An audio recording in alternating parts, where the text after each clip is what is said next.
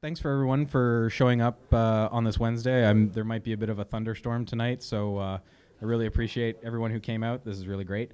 Um, Also, like to thank, just before we get started, like to thank Canadian Animation Blog, who's been posting the Animatic talks recently. And if you haven't got a chance to see them, they're online. You can check out the talk by Genevieve FT and the Mark Mayerson talk. So there'll be more coming up, including this one eventually. But so keep an eye out for that. So thanks to Canadian Animation Blog. I'd also like to thank Taffy as well, too. They were provided a really amazing door prize for tonight, so make sure you hang on to your tickets for this evening. My name is Andrew Murray. I run the Animatic TO here, and just wanted to remind everybody you can get drinks or food or something like that if you want, and don't forget to mingle with everybody after the talk's over. And so tonight we're going to be talking with Sam Bradley. He's an art director here in Toronto, and if you've ever wanted to know more information about becoming an art director or what is it involved within the Toronto animation scene working on television, this is a really great talk for that. So he's going to be covering a lot of aspects of that. So let's bring him on up.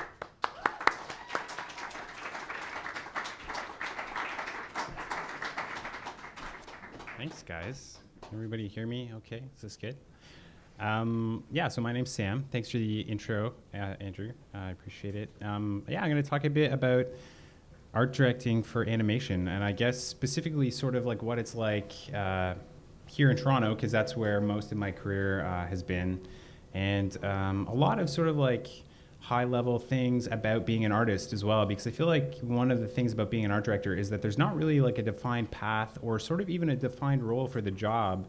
It's different for everybody how they get there and then what they do as well. So I want to talk first a bit about how I ended up doing what I'm doing, and then once I've gone through that, sort of a bit of my personal history, talk about what I do and a little bit of advice for people who might want to work as an art director in the future. I want to start with this quote by Nietzsche, which is maybe sort of a heavy way to start a talk about animation, but I read this a couple of years ago and it really stuck with me. He said that there's one thing one has to have, either a soul that's cheerful by nature or a soul that's made cheerful by work, love, art, and knowledge. And when I read that, it resonated with me because I realized that I don't think I'm the kind of person who has a soul that is cheerful by nature, but it's okay because I sort of stumbled upon all of those four other things. And so I'd sort of been living sort of by that philosophy without realizing it, and he put it very eloquently. And I think it reflects a lot of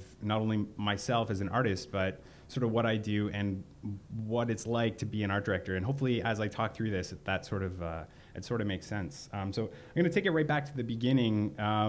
This is where I started as a kid, right? So The Goonies, I mean, what can I say? Maybe the best movie of all time. And Ninja Turtles and He-Man were the cartoons that I grew up watching as a kid. But the weird thing that happened when I saw these movies, specifically the movies, not the cartoons, I remember watching Ninja Turtles and He-Man and thinking the live-action movies were way cooler than the cartoons, which is a weird thing for someone who's talking about animation, right? But even on that Ninja Turtles poster, it says something like, "This ain't no cartoon," or something like that, right? And I remember as a kid, like I didn't really, I was kind of too cool for cartoons, which in a way I think back on that and I was like, man, I missed out on a lot of cool stuff because I look back on the shows that were getting made when I was like 10 years old and I was like, no, I'm not watching that. I'm going to go watch the He-Man movie, right? Which is, a weird thing, but it sort of influenced a lot of my tastes kind of growing up, which I think is a really important time for people. And the time that I didn't spend watching cartoons, I spent playing video games. So I was still getting a lot of art influenced in my young life. And these are three games in particular that I sort of picked out because not only were these influences on me in terms of aesthetics and art, but they were also my first introduction to French and Japanese art, which is something that I love now. But as a kid, I'm like 7 years old and I'm playing Final Fantasy or Zelda, and I wasn't like, man, look at that cool Japanese art. I was just like, oh, this is an awesome video game. Cool, look at the painting in the manual. But I think it sort of seeped into my brain and ended up defining a lot of my current tastes. And so that's sort of like some of the other things I want to show as well are the things that like really resonated with me. This is all kind of like pre-college stuff. So I wasn't reading Clockwork Orange when I was 8 years old, thank God. But this is all stuff that I feel like has really influenced my tastes as an artist and a storyteller, two things that sort of combine really well together. Before anybody was really telling me this is what's good. So I feel like these things are like sort of an honest map of the things that were really appealing to me before I went to college, and before people were telling me this art is great, this artist is awesome, this show is awesome, this is the best movie. It was just things I came across and really liked, and same with some movies and films. Things they were just shows that were on TV, maybe a movie my mom or dad told me about, that kind of thing that stuck with me as I grew up. And I'm sure at the time, like if I think back to when I was 13, these are the things I remember. I was sure I was watching a lot of really bad movies as well, but these are the ones that have sort of risen, like the cream. And yeah, I think that these things have been like a pretty large influence on the work I'm doing now. Yeah, like I said, because they're really sort of honest interpretations of the things that matter to me as an individual, as opposed to things that were more directly learned from influences, peers, mentors, that sort of thing. So how did I go from not really watching cartoons to being an art director for TV shows? And it was sort of a roundabout, weird way. I went the traditional route doing the Sheridan thing, but I sort of went to Sheridan sort of by accident.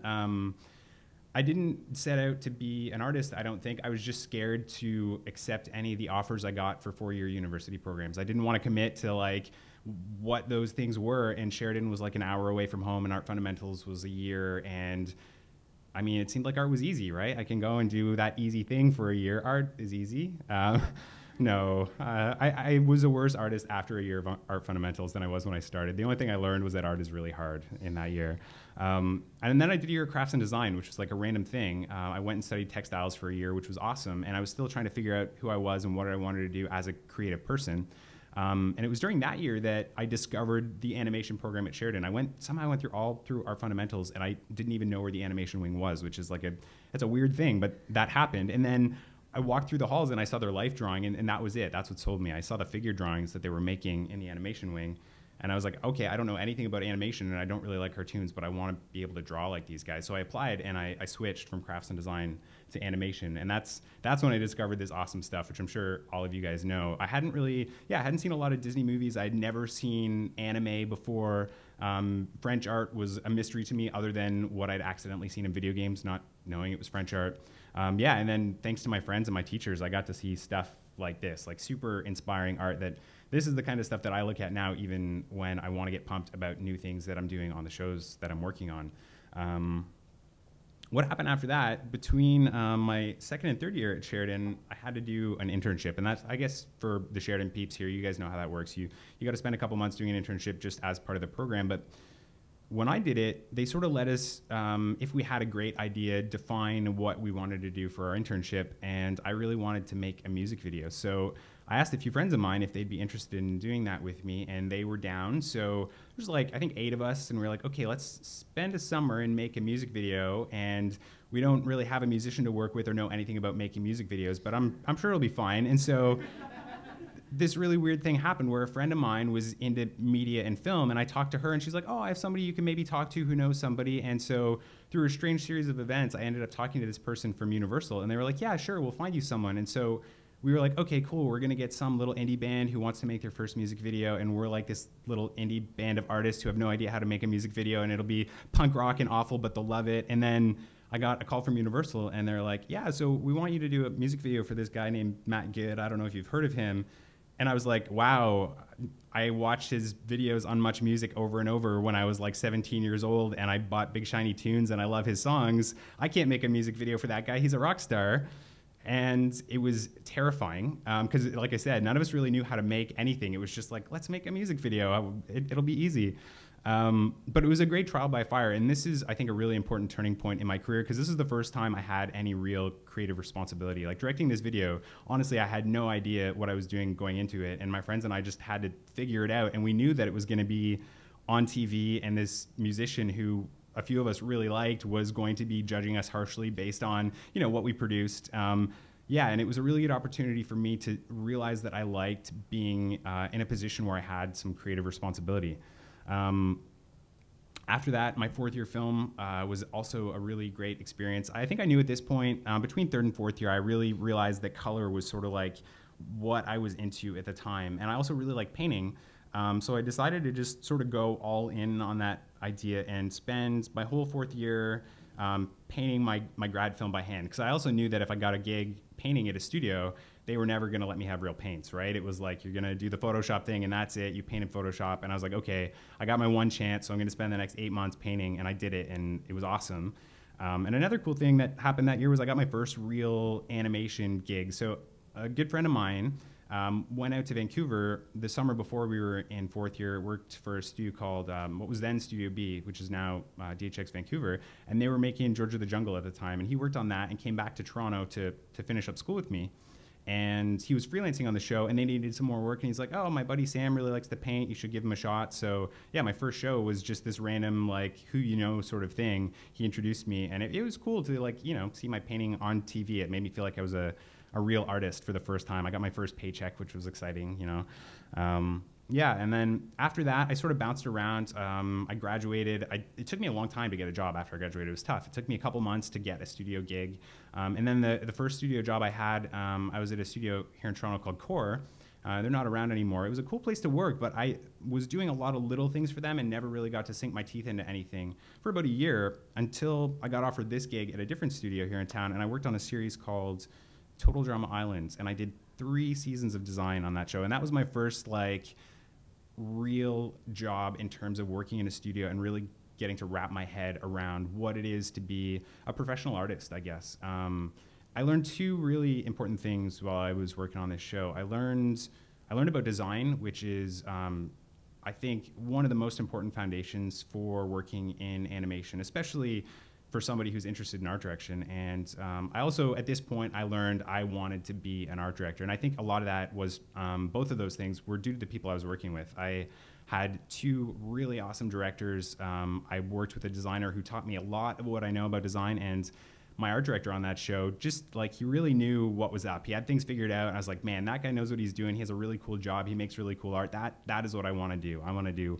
what that guy does. So yeah, I worked with those guys for like 3 years, maybe 2.5. And it was also a good job because once I settled in, I got to expose myself to a lot of other stuff around work. It wasn't like all day, every day, total drama. It was like a good 9-to-5 job, and then I got to do other stuff. And this is when I discovered comics, which I would say now, currently in my life, is sort of like my biggest artistic influence. Until this point, like growing up with animation not being a part of my visual vocabulary, comics weren't either. And it wasn't until like maybe 5 or 6 years ago, not that long ago, that I discovered comics were a lot more than the Marvel DC thing. And once I found this stuff, like Paul Pope, Akira, Craig Thompson, stuff like this, I really, really got into the idea of making comics and projects, and the idea that you could come up with an idea and plan that project from start to finish on your own and not have to deal with other people, not have to deal with part of a team. And just like, I like the idea of testing myself in terms of executing a concept, you know, coming up with an idea and seeing that all the way through to final, which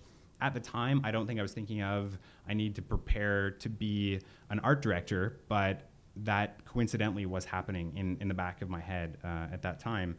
And at the same time, thankfully, I had a couple other really great friends who were in the same boat. They were working as artists in other fields, TV, video games, that sort of thing, but they were also just really getting into comics.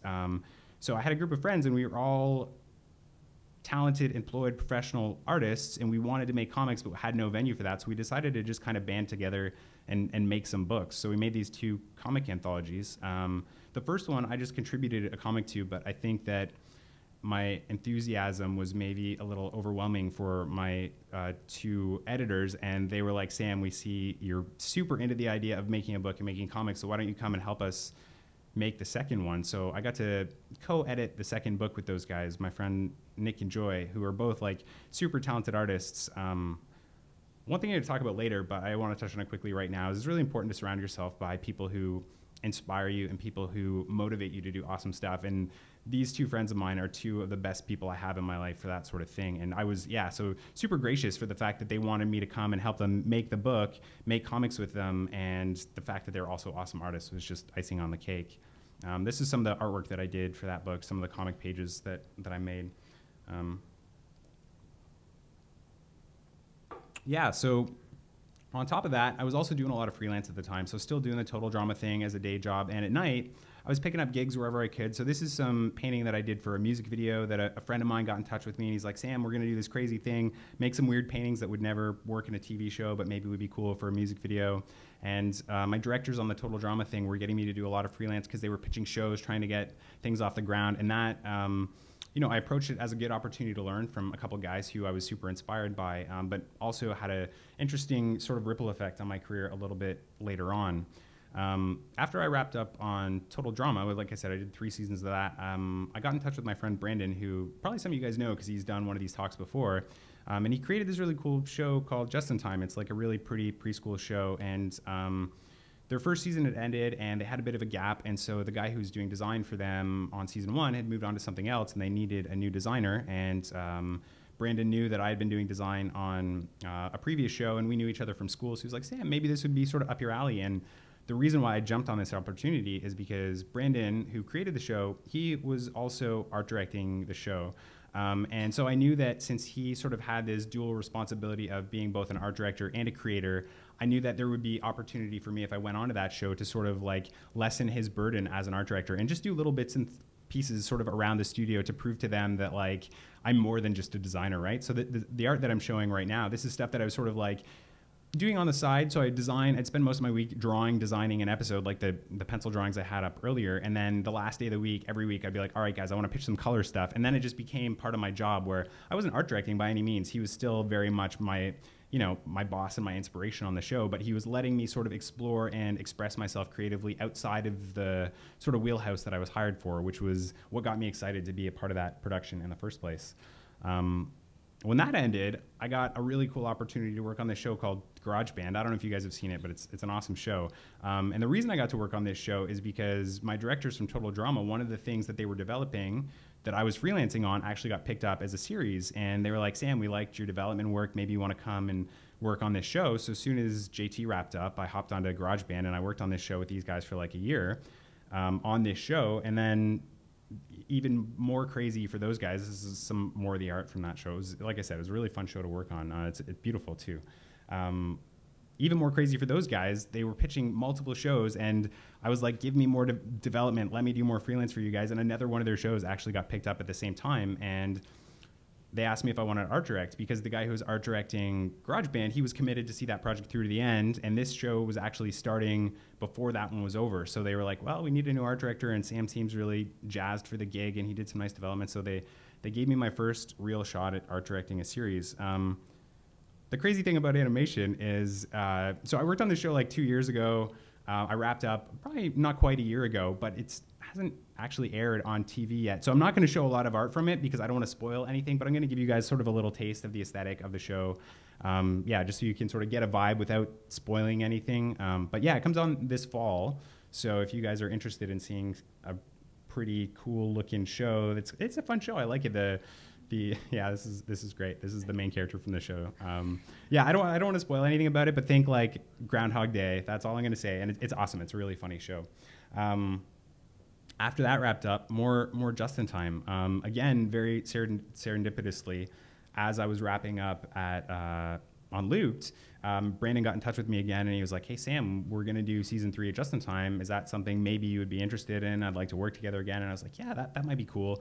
And then he was like, oh, by the way, I got a promotion at the studio, so I'm not going to be able to art direct it. I got other stuff to do. I know you wanted to art direct on other projects, and I like the stuff you were doing. And he was like, so if you want to come out and give it a shot to art direct. And I was like, of course I do. Yeah, I love this show. So again, show is not on TV yet, so I'm not going to show a whole lot, but I'll give you guys sort of like a little sneak peek of the stuff that I'm doing right now. So this is my current job. But yeah, I don't want to show too much. This show's going to be on Netflix in the spring, which is really exciting. So who doesn't have Netflix? Yeah, in the spring, check it out. It's a preschool show, but it is completely, in my unbiased opinion, the most beautiful preschool show on TV, and that will be on TV. So yeah, what I actually do as an art director, it's a really sort of weird question, right? Because like everyone knows every show has an art director, but what is that person doing? What is their role? And I don't want to spend too much time breaking it down and defining it as like ABC, this is how you art direct, because in my experience with the shows that I've worked on, the series I've worked on, and even the individual episodes, my job changes from week to week and from day to day. I feel like maybe this is sort of a good reflection of what my job is. I think all of these, honestly, there's a little bit of truth to all of them, you know? I do sit and watch cartoons all day. I do that Stanley Kubrick pose at my monitor on a regular basis. I don't animate on a disc, but I do draw on my Cintiq all day. Probably I've eaten some crayons in my life. The bottom center one is the most accurate representation of what I do on a day-to-day basis. And the Google image search thing maybe is what I do when my director isn't looking. Yeah, I don't know. On a little bit like of a more realistic level though, like I said, every show is different. And I feel like my responsibility is to sort of guide the look of a show, whatever that means. And like I said, yeah, every episode and every series sort of is its own beast. And so you just have to be able to be malleable enough to understand that scenarios change and responsibilities change and sort of realize where you fit and where you can help out the most. And a big part of that is translating concepts from initial ideas. So somebody might have a great idea in the script phase, the story phase, and recognizing when those are awesome and making sure that visually you're able to see those through and communicate those ideas in the finished product of the show, however you manage to do that. Excuse me, and that sort of relates to, yeah, the unifying the visuals and maintaining a cohesive vision as well. Usually a show is gonna have sort of like a predefined look, depending on when you get involved. It's something that maybe you're a part of and maybe you're not. Like I said, the show I'm on now, Just in Time, is on its 3rd season, so my responsibility now is really just to maintain and sort of put a bit of polish and shine on what some awesome people spent a whole lot of time doing for 2 full seasons, right? As opposed to other projects where, you start from the top and you kind of figure out, yeah, I'm just gonna let you guys read through this. I'm not gonna go through this point by point, but this is sort of like what my day is right now. This is like Monday to Friday, my schedule. But yeah, every project is different. And so like I was saying, the previous show I art directed, since I started on the 1st season of that, I feel like my aesthetic bled through a lot more with the sort of final look of the production as opposed to the show I'm working on now. And that's just, yeah, a matter of sort of like figuring out where you fit in and what the voice is of the show and finding out how you can sort of impart yourself in that. Yeah, so I think this is probably why some of you are here. I know there's some like super young, enthusiastic people here, which is exciting for me. And I know that when I was like starting school and getting ready to work in animation, how do you be the art director? How do you get to crack the whip on all the other artists, right? And the easiest and hardest answer, sorry, I skipped one there, is just to draw. You just gotta draw all day, draw every single thing. The hardest things to draw are the things you should be drawing the most. Malcolm Gladwell said that 10,000 hours thing. I think he's lying. I have drawn way more than 10,000 hours, and I still have a really hard time drawing. You just got to draw and draw and draw. And everything else is sort of secondary to that. It's, yeah, it sounds a little bit cliche, but you just have to put in the hours and be able to appreciate the fact that you're going to spend a lot of time sort of grinding through bad. Breaking it down into more fundamentals, though, these are some things that I think are really important. Not just for somebody who works in my position, but somebody who is trying to either attain that position to do the job that I do, or somebody who's just working to better themselves as an artist. I think, especially in animation, design is a super, super fundamental thing. And it sort of influences everything else on this list. And not just in the traditional animation sense of like character location design, right? Like if you think about design, it's sort of like, it's a concept where you can break pretty much everything down into something that has function and form and communicates, right? Anything that sort of falls under that umbrella is an element which has been designed. So like the chair you're sitting on, the room we're in, the building we're in, the glass you're holding, all of that stuff is design, and all of those things on some subconscious level do communicate to people, right? So like there's the surface level design for animation, and then there's sort of like all the ancillary bits that sort of bleed out from there and sort of influence everything else that's part of the production. Yeah, I could talk about design forever, but I think it's really, really important to study. I think drawing from life is super important. The more you draw, the better you get, and that sort of relates back to the drawing thing. But if you're drawing people, for example, you're gonna be drawing people if you're working on a show. You're gonna be drawing characters, understanding anatomy, proportion, wrapping your mind around what a gesture is, that sort of thing. All those things are yeah, really important, and I feel like drawing from life is the best opportunity for that. Be it in the figure drawing studio or in your sketchbook when you're watching a lecture, or you go out and cafe sketch with your friends, whatever, right? Composition also is super important. You can tell a a whole lot of interesting bits of information just by composing shapes in interesting ways. Where you put a character in a scene, yeah, where you stage people, the way you compose elements, and it relates to color theory as well. You know, how you put down a color might define something in terms of like realistic lighting, or it also might set a mood or a tone for empathizing with a character, for example. And I think color for what I do is super important, because color is usually left to the art director to oversee in a wide sense on a production, where each individual department might have some great color people, but there needs to be somebody there to make sure all of those bits kind of plug into one another and look good when they're all stacked on top of each other, like animation is. Yeah, perspective, I think that's a pretty straightforward thing. You guys all know what perspective is, but I think, you know, a lot of people sort of skirt around it because it's not fun, it's a boring thing, but you should know the rules before you break them, right? Visual storytelling, I think about sort of like the work a storyboard artist does. So, you know, maybe a series of drawings that communicate an idea. And I think it's really important for an artist to understand that, because even if someone has taken the time to resolve communicating ideas through a series of drawings, working in animation, you're always touching art that other people have created. And so if you see some really great visual storytelling and you understand the intent behind that, you can then make sure to preserve the integrity of that thing as it sort of moves through your hands and you pass it down to the next person. So just understanding what that is, even if it's not something you're doing, helps you be respectful of the work that has come before you and the work that you're going to pass on to other people. Understanding production is another kind of boring thing, but also super important. Like just knowing what different departments do. You can have a team of 10 amazing artists who all do their own thing, and they're the best person ever at those things, but if they don't know how to talk to each other, then there's going to be 9 really painful gaps between each of them. And the show is going to look bad in the end, or the project is not going to come together. It's important for one person at least, at the very least, to understand how everything sort of interconnects, so that, yeah, as things move down the line, they come together in like a nicely unified and appealing way. And then the last one, not directly a technical skill, but I find it's also really important. You need to find yourself in the work that you're doing.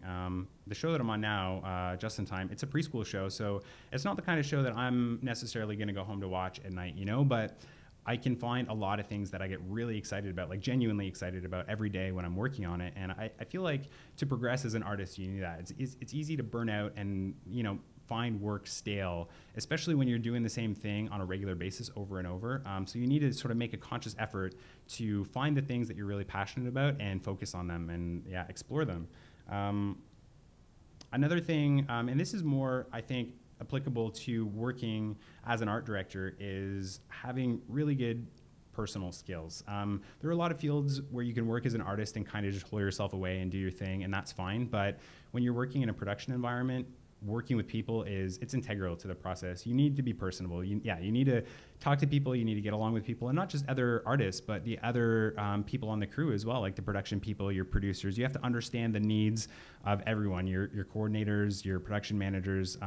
They're all like super helpful and assets to getting your work done. And if you can't communicate with those people and explain what you need and what's wrong and what's great and how you need to get things done, it makes life so much harder for everyone. You need to be reliable. That, again, is another boring thing. But if you say, you know, I'm going to make this painting and it's going to be done and you don't have to worry about it, then you really need to do that. If you say to someone, I can fix it, then you better be able to fix it. If you say, I'm going to be there at 8:30, you show up at 8:25.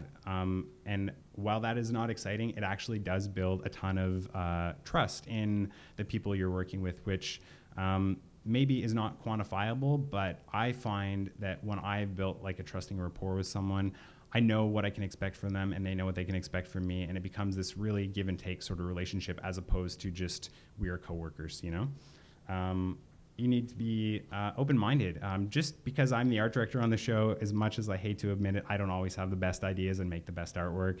There's a lot of really awesome people that I work with who do things that like shock and surprise me all the time, or come up with ideas that are just frankly better than mine. And as anyone working in a creative collaborative field, you got to be open to that. If somebody says, you know what, your thing is all right, but it would be way better if you did this, you got to say that is a great idea. You have to accept that, you know? And I found that when I was young, that was actually a real challenge for me. I think every artist has an ego, but you need to realize where that fits in terms of being a creative individual on a team. And you need to, you needed to set aside and get excited when other people do awesome stuff. Be excited for other great artists, and don't worry about that. You need to be detail oriented as well. You need to pay attention to the little things. And I find that is like something that gets more important sort of the higher up you get as you're working. Somebody's got to pay attention to all those little things, because if there's one or two tiny mistakes, no one notices. But if there's one or two tiny mistakes in every scene of a 150 episode or 150 scene episode, you now have 500 mistakes and your show looks terrible, right? So you need to really pay attention to the small things, and you need to be accountable for those small things as well. If you make a mistake, just own up to that right away. There's some people who you work with, and you know that when something goes wrong, you just wait for whoever they're going to point the finger at, and it is tiring and exhausting, and it brings people down. If I'm working with someone and they do something wrong and they say, hey, Sam, I did this thing and it didn't work out and it broke this other thing, let's try and fix it. I'm actually really happy about that they're upfront and willing to just take accountability for what they did wrong, because I know those are the people who aren't going to do it again, or when they make another mistake are going to come to me and we're going to work through it together. And like I was saying, that builds a lot of trust, and I think that's really important. You need to be articulate. You need to be able to communicate on some level. I think probably everyone who's worked as an artist has gotten a revision that goes something like this. Somebody comes up to you and they say, yeah, it's pretty good. Maybe you could rework it a little bit. I don't really know what I want, but if you could make it better, we'll touch base, in an hour or two. Somebody says that to me and I just want to pull out my hair, and I do my absolute best every day to never tell that to someone. If I sit down with someone and I want them to change something, either I will make sure that I communicate it well enough that at least I think they understand what I'm saying, or if I can't get to that point, then I will say, here, let me hold that for half an hour, let me draw on top of it, and we'll work it out together.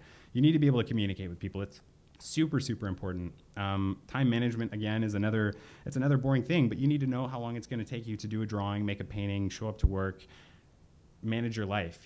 People sort of rely on you to do a good job, and working as a professional, again, not exciting, but you need to be able to do that. You need to instill trust in the people around you in the boring ways so that they're willing to trust you in the exciting ways. You need to be adaptable. Like I said, every show is different, so you have to be willing to sort of set aside what you're working on today to do something different and cool tomorrow and find that coolness.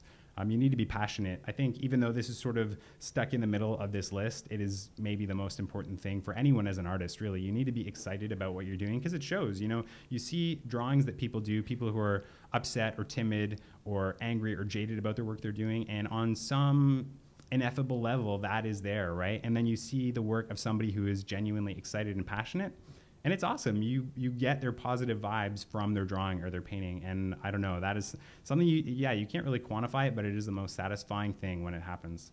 And you need to share responsibility as well. You need to be willing to trust the people around you to do great work.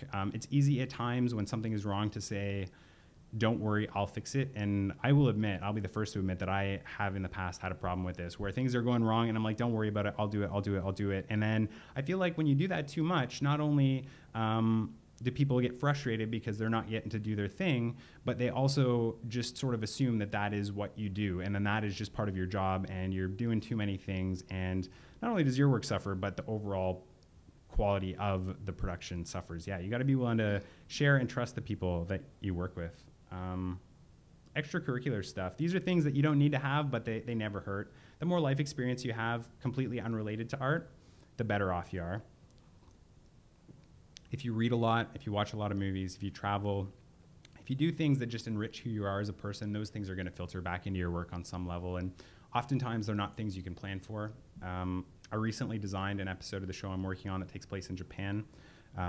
I went to Japan a year and a half ago, conveniently, so I had all these photos that I did not take while I was in Japan because I was going to be designing an episode of TV that takes place in Japan a year and a half later. I had no idea that that was going to happen. But when I got to that episode of TV and they're like, we're going to Japan this week, I was stoked. I was like, okay, I got the photos. I know what Japan looks like. I got this on lockdown, guys. And yeah, the episode was better for it.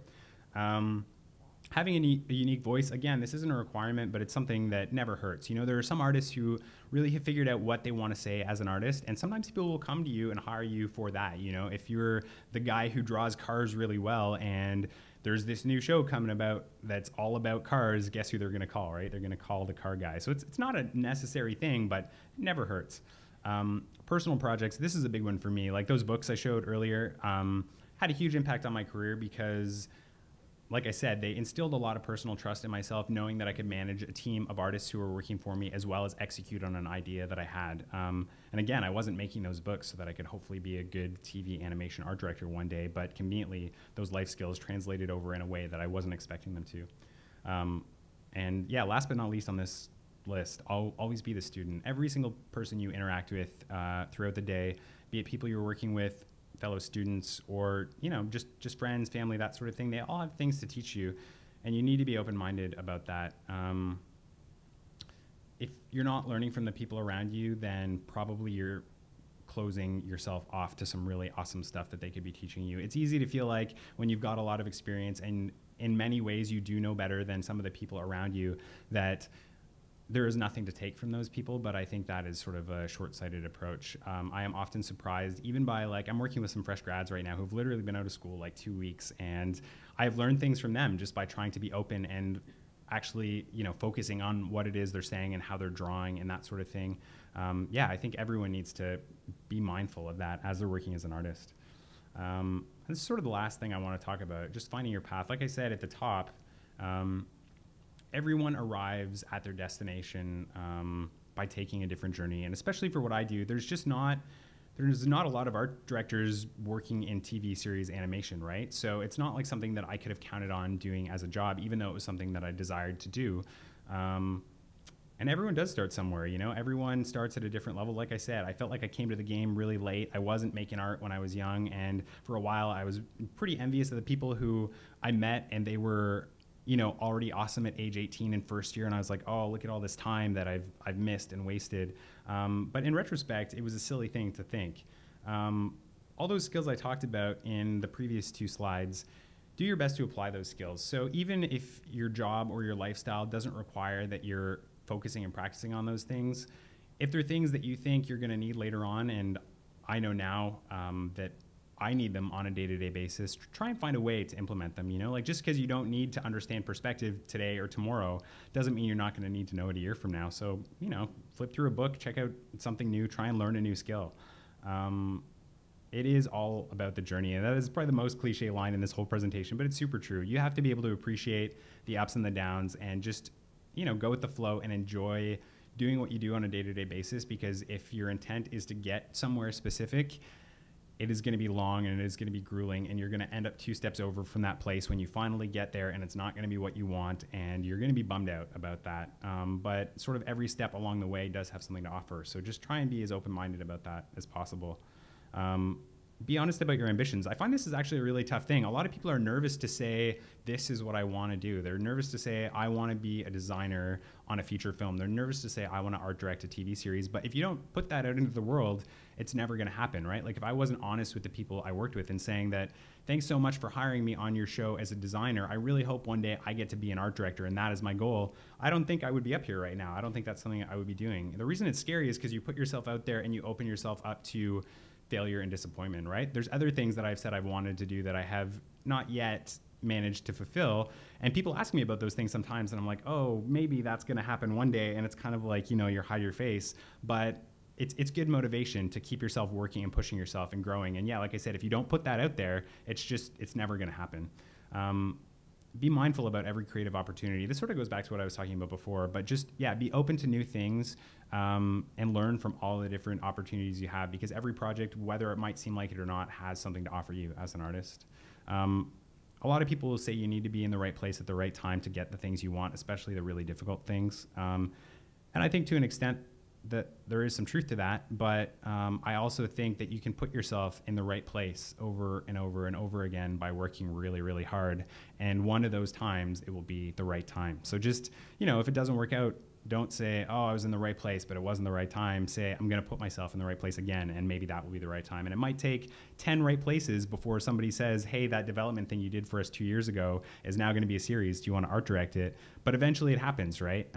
Yeah, so don't get discouraged. Just keep grinding through that until it happens, until what you want manifests itself. Get out of your comfort zone. I would not be in front of a room of a whole lot of people right now if I was in my comfort zone. It's important to push yourself and do things that you wouldn't normally do on a day-to-day basis, because you learn a lot about yourself that way. It gives you more life experience. Be critical about the commitments you make. I think this is important, especially the further along in your career you are. It's easy to settle. It's easy to find something that you're good at and do that thing and only do that thing. And then that can weigh on some people if it's not the thing that they were hoping to do in the first place. If that's what you want to do, like if your dream is to be a character designer and you get a character design gig and you want to do that until you're gray, then you're stoked. You made it. You did it. But if you want to be an art director and you're working as an animator, you know what people are going to offer you is more animation jobs. It's going to happen. So you need to be critical about the jobs you take, especially later on. When you're young, you got to be hungry and you got to do everything and you got to take all the work and, you know, get yourself out there and make a name for yourself. But yeah, the further along you are, if it's not taking you where you want to go, then find a way to put yourself in a situation where that is going to happen. And yeah, last but not least, there's no time for regrets. If things aren't working out, things didn't go the way you want, don't dwell on that stuff. Just push yourself forward and realize, yeah, it's all part of the journey. You just need to grow as a sort of an individual, as an artist, and don't sweat the small things. You're not going to forget the things, or you're not going to remember the things that didn't work out. You're going to remember the things that did work out. Yeah, so don't worry about regrets. I kind of just want to leave you with this. I think this sort of sums up what I'm talking about. If you're genuine and passionate and mindful and you trust your heart, appreciate and share that with people, and things are going to work out on some level. I think that sort of sums up basically what I wanted to talk about. So yeah, that's sort of what I wanted to say. I don't know, do you guys have any questions or things you want to ask, talk about, that sort of thing?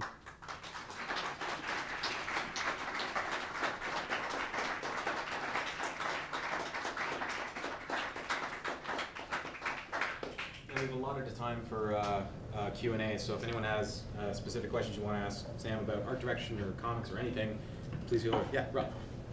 I've got two questions, but maybe I'll just start with the first one. Sure. Maybe if nobody else jumps in. Yeah. I often ask myself this, and I want to ask you this. What would your 16-year-old self say About me now? I think I would not have expected where I am today, because like I said, I wasn't into cartoons when I was 16. I think it would have seemed very strange to me, but once it sunk in, I think I would have thought it was really cool.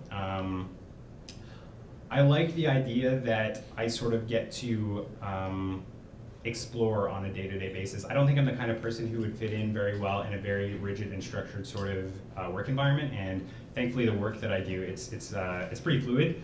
So I like the fact that, yeah, every day is a different thing for me than the day before that. And I like that I get to be a creative individual. You know, I get to express myself in my work. I get to impart me as an individual to some extent in what I'm doing every single day, which that's a gift. I mean, a lot of people don't get to do that, and they would love to do that, and it's not something that I take for granted. So yeah, it would be much different than what I would have expected, but I think I'd be stoked about it. Yeah. What do you think your 40-year-old self would say? That's a great question as well. I struggle, I don't want to say I struggle, but I focus a lot on my ambitions, and I push myself really hard, and I think sometimes a little bit too hard. And I think probably the advice my 40-year-old self would give myself today at 33 would be to just lighten up, chill out, don't be so uptight about your artwork, you know, just mellow out a little bit. But the thing is, I get really excited about new cool projects, so I can't sort of let go yet. That's just part of growing up, I guess. Maybe I will be more mellow when I am 40. But yeah, I don't know. I just like all the stuff I'm doing. I just like my day-to-day life. I don't know if you guys read that, but like literally every day I'm up at 5 drawing comics until 7, because that's the only time I have to sort of pursue my creative pursuits on my own right now. And it's an absurd thing to drag myself out of bed every day at 5 in the morning. I hate getting up in the morning, but I love drawing comics, so I get up in the morning to draw comics every day, right? When I'm 40, I'm going to be saying, why did you get up every day at 5 in the morning to draw comics? Yeah. Anybody else? Yeah, shoot. It probably shows my ignorance of the animation stuff, but you Yeah. mentioned drawing all the time as Yeah. an art director. Right. It sounds like there's a lot of overlap between like concept art and art direction. For sure, yeah. Like I said, the whole art direction thing is this really sort of mercurial idea, which is why I don't like to nail down this is what an art director does, but drawing is definitely a really big part of my job. So a lot of the stuff I showed up here was paintings, but I don't think there is a good painting that doesn't sit on top of a good drawing. Maybe in the fine art world, but in a sort of a animation production environment, you need a good understanding of a lot of the fundamentals of art, which are often expressed first in drawing, and then painting, tone, color, all that stuff is sort of icing on the cake, right? So I guess it's maybe a little misrepresentative of my work just looking at the finished product, because there is certainly like a very long step-by-step process to get to that point. I think the longer you work as an artist, you sort of internalize that process though, right? So like, I guess when I sit down to start a painting, I'm not necessarily always thinking, okay, I'm gonna draw these shapes and then I'm gonna block in the values of these shapes and then I'm gonna pick the colors for these shapes and then I'm gonna figure out the lighting. It sort of like becomes an organic thing. But I know for sure that I would not be able to paint the way I do if I didn't spend a lot of time drawing. Like I figure draw every week, I cafe sketch all the time. My sketchbook is like constantly getting filled up. Yeah, just drawing all the time. And I feel like even though I'm not drawing that stuff for animation, it all feeds back into what I actually do in the studio at work. Does that answer the question?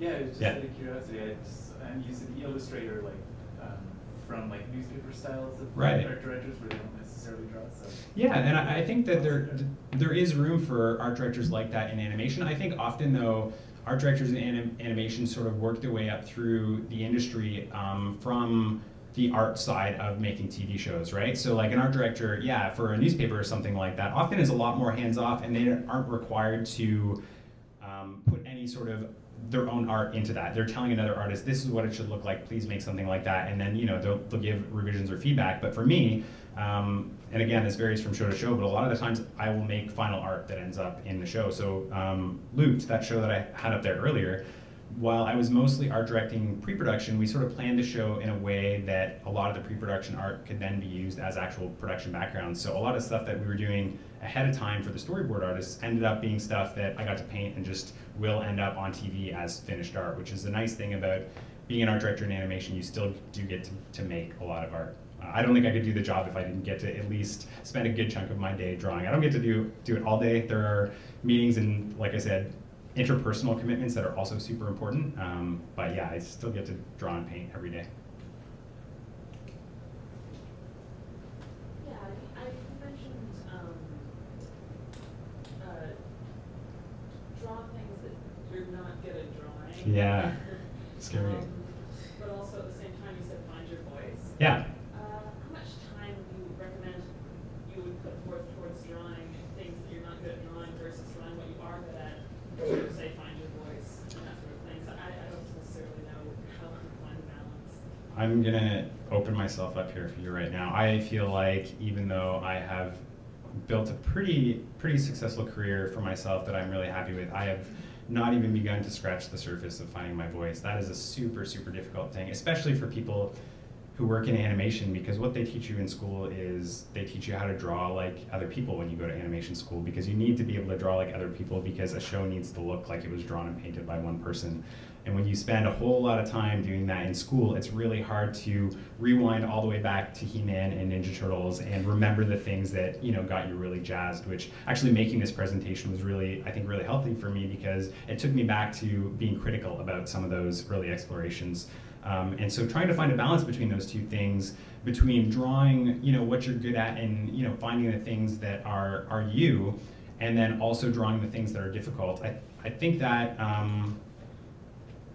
you sort of just need to suss that out for yourself. And I think the reason you're drawing the things that are hard aren't so that you can implement those into your personal voice. I don't think you need to draw, if you don't like drawing cars, I don't like drawing cars. You don't need to do that so that you can put cars in all your work.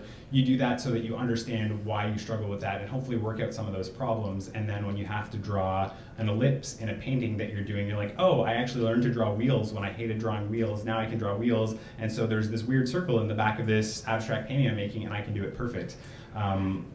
Yeah, I would say finding your voice is a super important thing for somebody who wants to be an artist. And I think that at times it can be challenging to be an artist in animation, which is a weird thing. When I say artist, I mean someone who's able to communicate their own ideas visually. A lot of the times you're communicating other people's ideas. So if you're interested in you know, being an artist, don't let go of that. Spend a lot of time, you know, being introspective and figuring out who you are as a person, and then find a healthy balance between that and the art that you're doing to just make yourself a better craftsperson. I think there's a big distinction between art and craft, and especially when you're starting in animation, a lot of the work that you do is actually craft. You know, it's like building things out of parts. And I haven't felt until really the last couple of years that I'm able to be an artist in my job in a balance that is more art than craft. I think that, like I was saying, you need to find the passion in your work. So I've always felt like I've managed to find some art in every single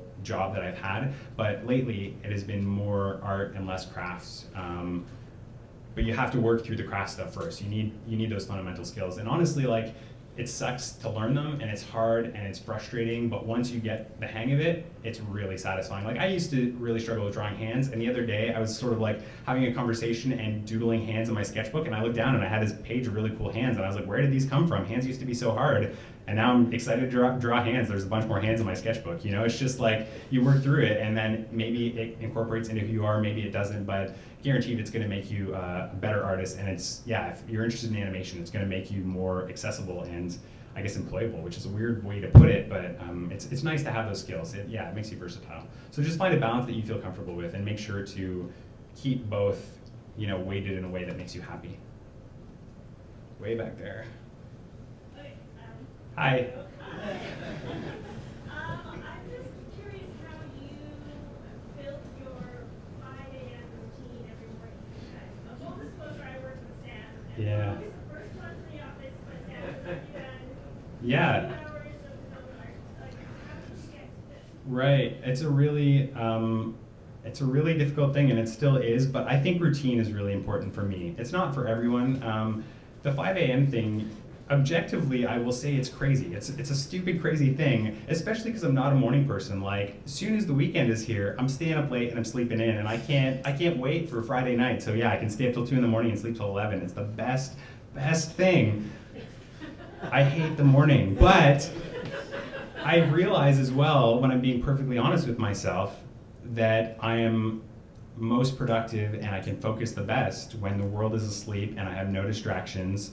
And I am not exhausted. And so the only time that aligns is at 5 in the morning. So even though I'm not a morning person, I drag myself out of bed. And the first week is excruciating. The first week you try and do that, you hate yourself, you hate life, you hate everything. And then the second week is excruciating, and you hate yourself and you hate life and you hate everything. And then the third week you're like, okay, I get this, I never want to do it again, but I get it. And then, you know, like 2 months later, it's just part of your life. Like, the alarm goes off and you're like, okay, one more day. And then the thing is, as well, is like 2 hours is not a lot of time to produce stuff. So it can be discouraging when I've spent, I'm going to show you guys, I actually have a couple extra images in here. I'm going to show you some of the comic that I'm working on right now. I haven't shown this to a lot of people, so we'll go back to those as well. But yeah, this is the comic that I get up and work on every morning. And some days I will literally draw like 2 or 3 panels of this comic. I'll rough them out, maybe I'll put some tones down, and it looks like such a small amount of artwork, and I realize I drag myself out of bed at 5 in the morning, and everyone is asleep, and I hate life, and I drew nothing, But then, you know, a month has gone by, and all of a sudden I have a couple finished pages of comic art, and now I'm like 90% done, this comic that's like 40 or 50 pages long, and it's just slowly chipping away at it, right? So that, I guess that is how I do it. It's just making a routine out of it, and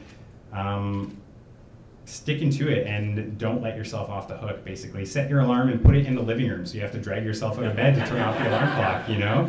Set the alarm clock on the coffee so that the coffee is ready for you in the morning. My girlfriend does that for me every night before we go to bed. She sets the coffee alarm, and, you know, just the little things that you need to, whatever it is, whatever your mental trick is to get yourself out of bed and get the day started. And then, again, another boring thing, but sadly, go to bed early. It's like 10:30 rolls around and I am like a grandpa, and I'm like, okay, bedtime, sad, but comics in the morning at 5, cool, I guess. Yeah, so that's it. I don't know, just force yourself, and it gets easier. It doesn't ever get easy, but it gets easier. Could you quickly, like, from the moment you get up at 5 to do comics until you go to bed, what is a daily, like, weekday? what's your routine usually? Yeah, for sure. I can go through that real quick. So yeah, the alarm goes off at 5. By 5:15, I've got some coffee in me, my eyes are open, and I'm sitting at my drawing table in my studio at home, and I'm working on the comic. And like I said, some days productive, other days not. But every day I draw something, so something gets done. There's some productivity that happens. Around 7 o'clock, I have to call it quits because I got to get to work. And it's really important to me to be to work early because part of my job, like I said, there's a lot of social obligations. I need to organize and talk to a lot of people, and it's important to me to build a good rapport with my team. So I know that throughout the bulk of the animation workday, which for most people starts at like 10 o'clock, I am going to have a lot of things on my mind. So I like to get to the studio around 8. So I'll hop on TTC, be in the studio for 8, and I usually try and reserve 8 to 10 for myself to do whatever I think needs most of my attention. There's a lot of the stuff that I do that, like, once you settle into a show, you sort of know how much of your brain is required to accomplish a certain task. So some things I just know they're going to take 95% of my attention, and I really need to focus on those things. So those happen between 8 and 10. And then yeah, 10 o'clock rolls around and the studio's awake, and I hang out with the artists, I make some art, I have meetings, I read scripts, that kind of stuff. I draw every day, but yeah, like I would say it's from 10 until 4 or 5, it's a balance between creativity and social obligation. The workday ends, I usually duck out of the studio around 6. I like to walk home. I have like a 45-minute walk to clear my head and just sort of like get out of work headspace. Sometimes I try and work on comic stuff at night. I'll show you guys some paintings as well, just so you have something interesting to look at. These are like paintings from a series that I'm working on for myself right now. Yeah, I try and like work on art at night sometimes, but I'm pretty exhausted. I feel like I put a lot of myself into my work because I really want to make it great. And so it's hard for me to go home after getting up at 5, working on comics, being in the studio for 10 hours to then go home and make more art. So rarely do I do that. It's normally like unwind, have dinner, maybe draw my sketchbook, go for a walk, and then yeah, it's like, it's bedtime. I read a book for 15, 20 minutes and I pass out, and then it's, you know, the next day. The only exception being that I life draw one night a week, so I sort of change my schedule Thursday nights because figure drawing is a super important thing for me. But yeah, otherwise that's my Monday to Friday every week. Yeah. Any other questions? What's that? Do you have any opinions on school versus self-study? I have a ton of opinions on that, yeah. So many. And I think they are both perfectly valid. School works for some people and it doesn't work for other people. I don't know if you're familiar with a cartoonist named Craig Thompson. He's a really, yeah, he's a huge inspiration for me. And Craig didn't go to school, and you look at his work and the brushstrokes he makes are like hearing his voice. There is none of that. Like I was saying, school teaches you to draw in certain ways, especially animation school. They teach you what's good and what's bad. And you look at Craig's work and you hear him talk and they are one and the same. And that is something that I don't think he could do if he had gone to art school. He just made comics because he loved comics. And that's a really rare thing. But the flip side of that is that it's really hard to do that, and for some people I don't really think it's healthy to do that. I think there are a lot of really great things that come of going to school, and like I said, I really struggle to find my voice, and I don't want to put any kind of negative light on art school because I don't think that's deserved. But I think part of the reason I struggled with that was because of my time in art school. But I took so many positive things away from my time at school. I had a lot of really great teachers, people who genuinely changed my life. Like, that's not hyperbole. I had a couple teachers who I would not be the man I am today if it weren't for them. You know, I think about them very regularly and with a lot of fondness. I made some lifelong friends, you know, like I wouldn't have made those comic anthologies had I not gone to Sheridan and met my buddy Nick, who, you know, he was the one who started that, and, you know, we're really good friends, and he was like, Sam, make this comic with me. So I got to do that, you know, and even a lot of my work contacts, like the show I'm working on right now, Just in Time, was created by a guy who I graduated with, you know? So like my first interaction with Brayden, the creator of the show, was like when we were in first year and we were both really bad, you know? And I wouldn't have had that had I not gone to Sheridan. So I'm not gonna say that, you know, one is superior to the other, but I think that it's more important that you try and distill down what you want from art school and what you want from yourself as an artist, and see how those two things align. If your passion is to, you know, find your voice and express yourself, and you're able to be really self-motivated and strict. Like, I think, you know, that get up at 5 a.m. thing sounds strict, but I think somebody who doesn't go to art school and then succeeds as an artist has to be way more strict than I am on myself. It's really hard, especially when you're young, because when you're producing things you like, at least the comics I'm drawing, when they're done, I get pretty excited about looking at them. If I was trying to do that when I was 18 and hadn't gone to art school, everything I would have been making would have been bad, and I think I would have really struggled to get over that hurdle. I am very appreciative for the camaraderie that I developed with my peers when I was in school. It helped me a lot, and yeah, I wouldn't be the artist I am today. So I don't know. I think it takes a lot of soul searching to decide what is the right thing, and sort of evaluating the work of people who've been really successful on both sides of things. I think, like I said, Craig is a great example, but I have a lot of other cartoonists who inspire me a ton who did the traditional route. They went to art school and then they graduated and then they still found their voice and their work looks like their own. I think Paul Pope is another great example of that. He went to like fine art school, but he didn't study comics or animation or anything like that. He studied fine art, and then he became a cartoonist. And again, you look at his brushstrokes, and anyone who looks at Paul's work knows that it's a Paul drawing, right? And I don't think he would draw the way he does had he gone to art school.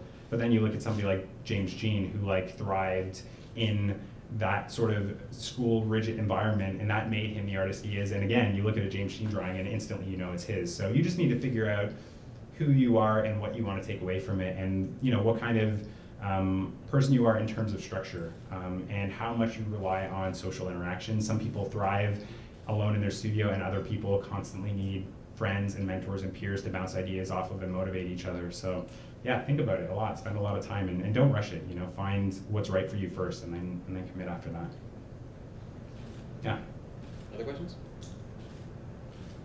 Time management. Time management. The style of the show and how some styles can be a lot harder to draw, take a lot more time to draw, Yeah. and meeting deadlines and stuff. Right. How do you manage that as an art director? It's really important, and it's important for me to also impart that upon the people I'm working with as well.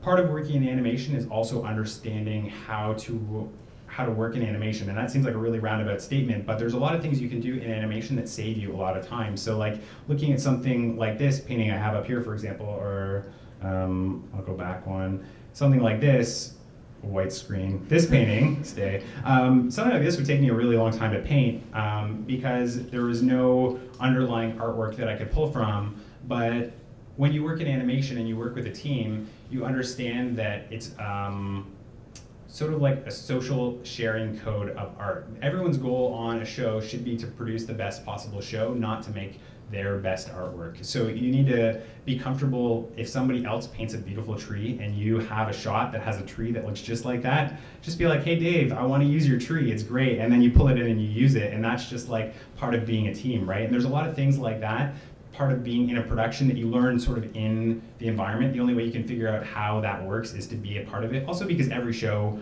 works differently, right? Like the way you can save time on one show is going to be different than the way you would on another show. I also find that like time commitments are a lot heavier at the start when people are new to the show.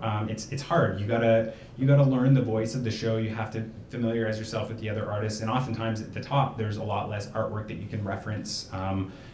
Points of what was successful and what wasn't. You have to fail more at the top, and then once you're into the groove of things, though, like you're halfway through a season, production's midway through, and everybody is sort of in the zone and knows what they do, and more importantly, knows what other people do. So if it's something that like you look at it and you're like, God, this is going to take me 16 hours to draw, but Jen, who sits next to me, can knock it out in half that time or 4 hours. Maybe she can help me out with that, and those are things that you just learn as being part of a team. So yeah, there are a lot of things that if you break it down, like if you look at one scene of animation and you were to break down how many man hours would go into that to create it from no preconceived notion of what that was to a finished scene, it would be an insane amount of hours to get like 3 seconds of material done. But in the context of a production, working with a crew who is awesome and knows how everyone functions, and in the structure, something that's organized well by like a good production crew, it's not so bad anymore. So yeah, the things that look intimidating probably aren't as bad as you think they are when you're looking at them from the inside. Yeah. What is one of the things that gives you more, that gives you energy to do art and like what you love to do? I'm really stubborn. Yeah, I don't know. It's a great question, because like I said, you have to burn through a lot of really bad drawings, right? And so I spent a lot of time, especially my first years of college, because like I said, I wasn't drawing a ton when I was young. I think I drew as much as like most kids, but I wasn't that guy in high school who was the best artist and knew he was going to Sheridan from when he was 13. So I got to Sheridan and I was surrounded by those people, and I was making a lot of really bad art, and I don't know, honestly. Like, I think part of it is just because I'm really stubborn. It's sort of funny but true answer. Like, I saw those people doing that stuff, and I was like, okay, if they can do it, why can't I do it? I want to do that as well. And yeah, like I said, I discovered the animation wing at Sheridan a year and a half too late, and I saw these beautiful figure drawings, and I was like, that says 2 minutes. There's no way that guy drew that in 2 minutes. No way, he's lying. And then, you know, you go in their studios and you watch them draw and you're like, oh my God, he drew that in 2 minutes. That is crazy.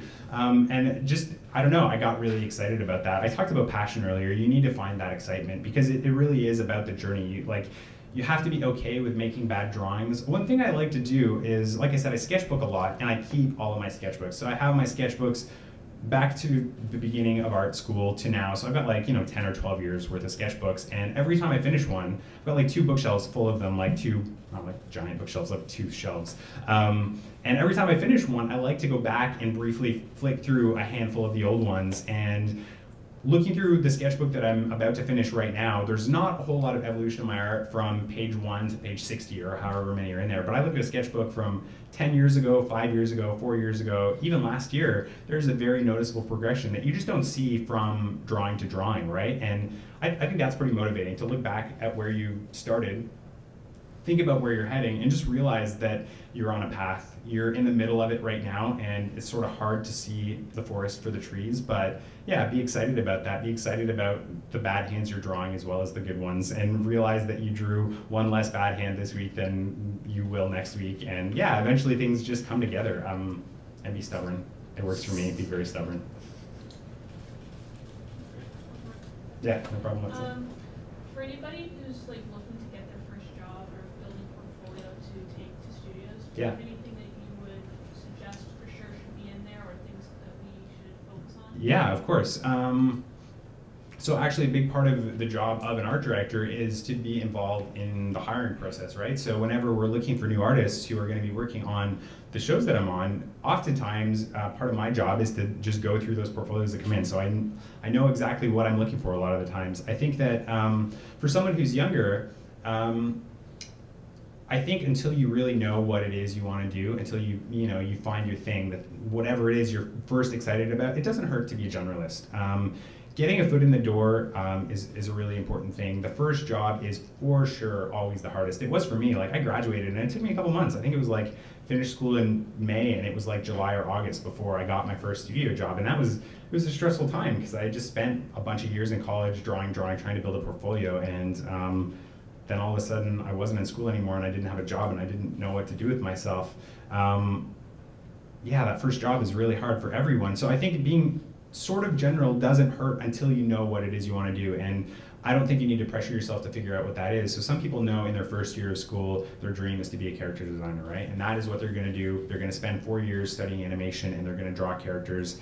And then, that is what they're going to do when they're done. And their whole portfolio is going to be awesome character designs. And then hopefully, fingers crossed, somebody needs a character designer and it works out for them. And other people like myself, I knew I wanted to be a painter, but my portfolio was not a painter's portfolio per se. It had a little bit of everything, quite frankly, because I didn't have enough good paintings to make a full portfolio of paintings, right? I think it's also important to show your best work. Don't feel like you need to pad your portfolio. Like, there's not a required amount of pages you need to have in there. I think as long as someone looks at your work and can get an impression of what it is that you can do, they don't need to see that you can do it 30 times over. So if you can make 5 good paintings, or you can draw, 8 awesome locations or something like that, even 8 is a lot, honestly. Like, I've said yes to portfolios after 5 or 6 really awesome pieces because I get that that person can do it. And, if they can do it that many times, they can do it as many times as I need them to do it in a production. So yeah, don't be shy to be a bit of a generalist at first until you know what it is you want to do. And then put your best foot forward, show really good work and cut out the bad work, and also be self-critical. Like, go through your portfolio and be aware of what the worst pieces are and replace them, and if there are gaps, fill those gaps. Another thing is, if there's a job you want, this is sort of what I was saying, you have to be honest about your intentions and your ambitions. If you want to be a painter and your portfolio is full of design, like location design or character design, or whatever you do not want to be an animator, but you have a demo reel, you're going to get offered jobs you don't want to do, right? So, like, make sure that on some level you're tailoring it towards like a long-term goal. Generalist is fine, but eventually you need to go somewhere. So feel out what makes you excited, and you'll get there. And in the meantime, just try and get your foot in the door. And then when you're working, you're going to have a lot more opportunity to refine your portfolio, both by creating pieces in the studio, as well as, I think even more importantly, getting feedback and collaborating with the other artists in the studio, because like it's the best place to meet super talented people, right? Is the awesome artists who are making the great shows that we all want to work on. Yeah. Perfect, thanks. No problem. I think we have to wrap it on that one. Cool. So